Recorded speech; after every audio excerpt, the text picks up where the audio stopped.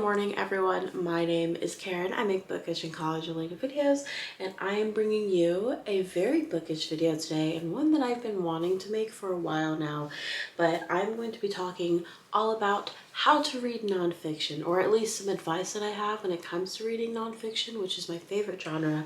And then at the end I have some book recommendations to kind of help get you into the world of nonfiction, but also these are all books that I have read in the past before and absolutely love. It is 8:40 on a Friday morning. I have my bowl of yogurt with bananas and berries and granola, half a banana, rice, and a fried egg here with some dashi soy sauce. And then I have my iced honey vanilla oat milk latte. I was like, let me just do this in the most comfiest way this morning. I'm still in my PJs. Did not get ready this morning, but I'm gonna eat and talk. But I have 5 pieces of advice when it comes to reading nonfiction. First off, when it comes to nonfiction, definitely seek out topics and genres that you are totally interested in. First of all, why are you going to read something that you're not interested in? Second of all, reading is a very personal journey.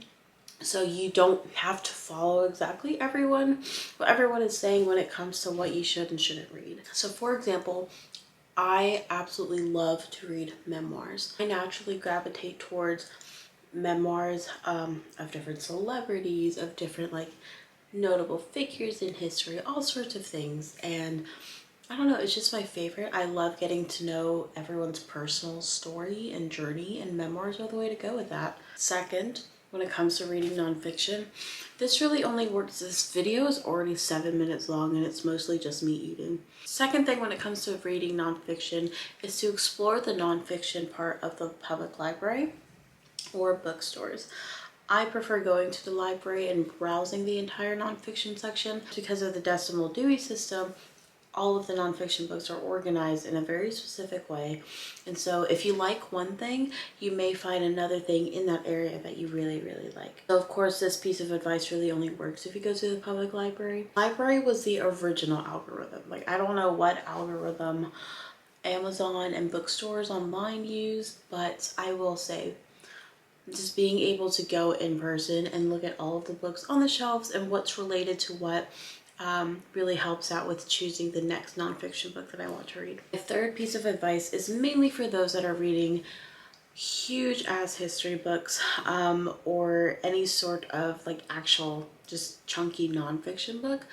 Most of the time, if there's a lot of research involved, the last chunk of pages are not pages for you to read. It includes notes, bibliography, index, references, all sorts of things. Something that I like to do when I have a very, very chunky nonfiction book is to mark off the first page of where that last like chunk of pages start.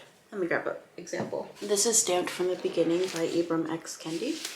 And so I marked the last page of like actual reading, because when you flip is when the acknowledgement starts, and then the rest of this is all just notes, bibliography, index, stuff that you really don't need to read. Sometimes the size of a book can be really, really daunting to me, especially when it comes to chunky nonfiction books. So marking off that last page of reading really helps me to visualize how much I actually do like need to read with this book. And fourth tip is to annotate. There are so many videos out there on the tube of you talking about how to annotate nonfiction, textbooks, all sorts of things like that. I personally absolutely really like to make legends on a index card with different colored post-it notes or sticky notes, whatever that I have. And each color post-it note represents a different thing. Maybe that's name, year, fun details, blah, blah, blah. Another thing that I like to do when annotating is just sticking a post-it note every single time an interesting fact or anything comes up, but I don't do it with the legend. I just kind of use one colored sticky note and post anywhere, just because it allows me to keep reading and I don't have to like stop and look at my legend and then go back to reading. It kind of helps flow my reading and it won't like put me in a reading slump. Lastly, explore different mediums of reading these nonfiction books. So that means explore audiobooks, graphic novels, cookbooks, ebooks, physical books, anything. I will be providing a book recommendation later in this video for a graphic novel that is a nonfiction. Recently, I learned that I really like listening to memoirs on audiobook. I think it's so much more valuable to hear.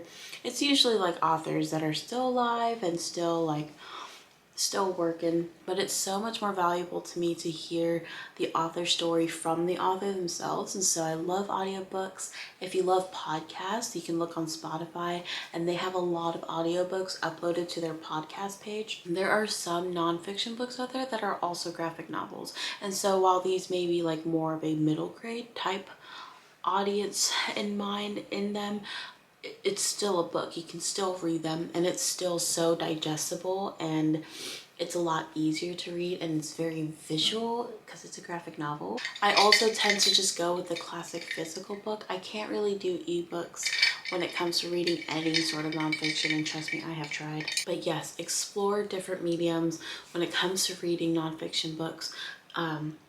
Because you may find, like me, that one medium may be great for one sort of specific nonfiction, but not great for another. Again, memoirs, I love on audiobook, but any sort of other history type reading that I have to do for class, I prefer the physical book. I have 6 nonfiction book recommendations that I want to share with you all. So let me scoot over so I can show the book on the screen. Actually, I'm going to add another book to this pile. The first one is Vagina Re-Education by Lynn Enright, and the second book is Cheeky by Ariella Elovic or something like that. I have a whole like video of a library haul that I'll link. Both of these books are basically the American Girl puberty books, but for young adult women. One of my favorite topics to read about in nonfiction is the female anatomy, science, and just the human body in general. And so I have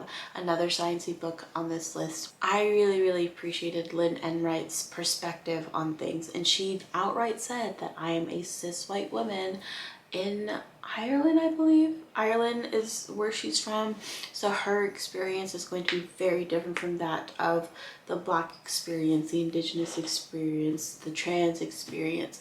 But she does do her research and explain other perspectives, and she also has a very like scientific approach to the vagina, and I absolutely appreciate it. Third book that I want to mention is A Measure of Belonging, and this is edited by Snell Barnes, and it's sort of a collection of essays, and it's all essays written by authors of color, writers of color in the South. I think at the time when I read this, it was definitely one of the books that I needed to read at the time. I can't think of anything specific or any specific essays because I don't have the book physically here with me, but it's a beautifully written and edited book. And Snell Barnes is actually from the Carolinas. This is a book that was published through our local bookshop here in Spartanburg, and so I just absolutely love this book, and I love reading collections of essays. The flow does it takes a long time for me to get used to the flow, just because it's so many different writers coming in into this one like bookish space, and so the flow does like slow down a bit, but it's still so beautifully written. I absolutely love it, and I would recommend it to everyone. The fourth book that I want to recommend is Warriors Don't Cry by Melba Patillo Beals, and I have read this book twice, and both times were for class, and I will say this is a much easier book to read in terms of memoirs and nonfiction. Easier to read, like actually physically read, but it's harder to digest just because of the content that you read about in this book. So if you don't know, part of the civil rights movement, one of the key events was the Little Rock Nine, and so Central High School in Arkansas went in and integrated. They were one of the first high schools to do so, and Melba was one of the first people to kind of help with that process, and she was only like 15 at the time, and so she goes through her entire story and experience of that. But one thing that I find very interesting about reading history, or at least historical memoirs like that, is the way that people perceive and write their own histories. And this is a very special like situation. This was a very historic event, very much needed to be told kind of thing. But this is written from an author reflecting on her childhood sort of situation. And I find all of that so fascinating. I find everything that happened to Melba really fascinating, and it's really eye-opening to just the culture at the time during the civil rights movement, and just how much pushback there was to integration and how much people did not want that in that community.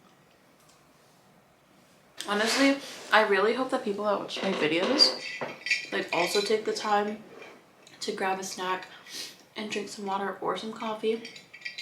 The 5th book that I want to recommend is Know My Name by Chanel Miller. I have talked about this book on my channel probably a few times now. I will always recommend this book whenever it comes to nonfiction. This is another memoir. So if you heard of the name Brock Turner, you may be from America and you probably know the name.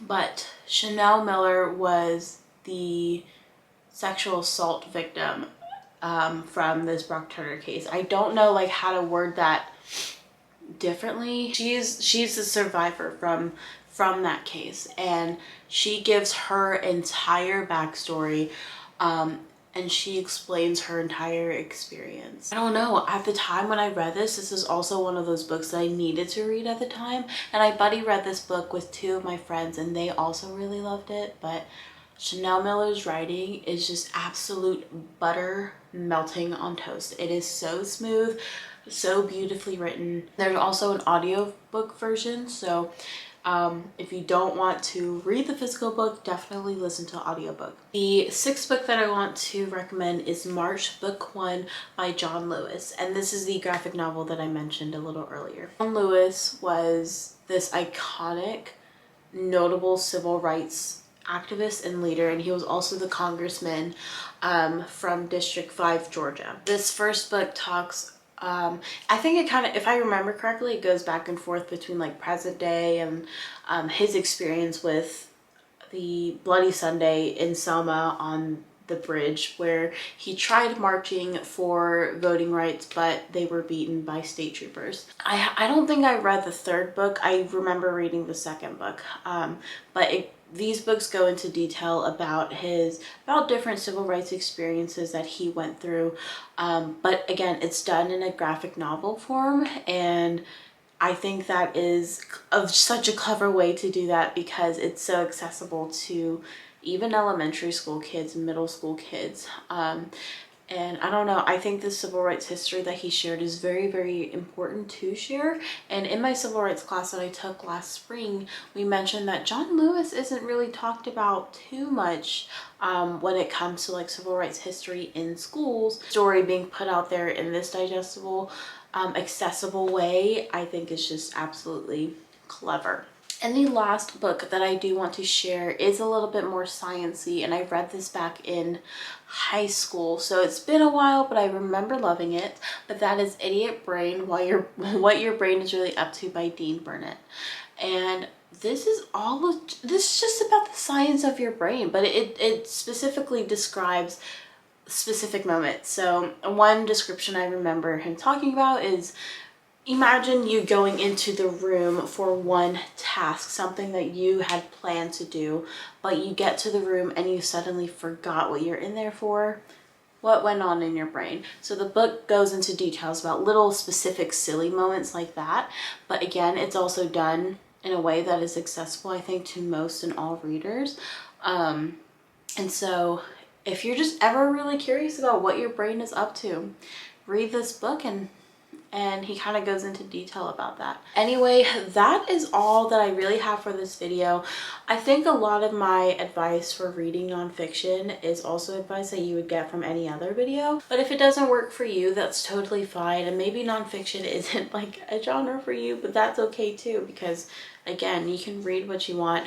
Nonfiction is just something that I love and am passionate about, so I love to share it whenever I can. That's it for this video. I hope y'all enjoyed. If you did, please give this video a thumbs up, please subscribe, and I have new videos coming your way very soon. Bye everyone.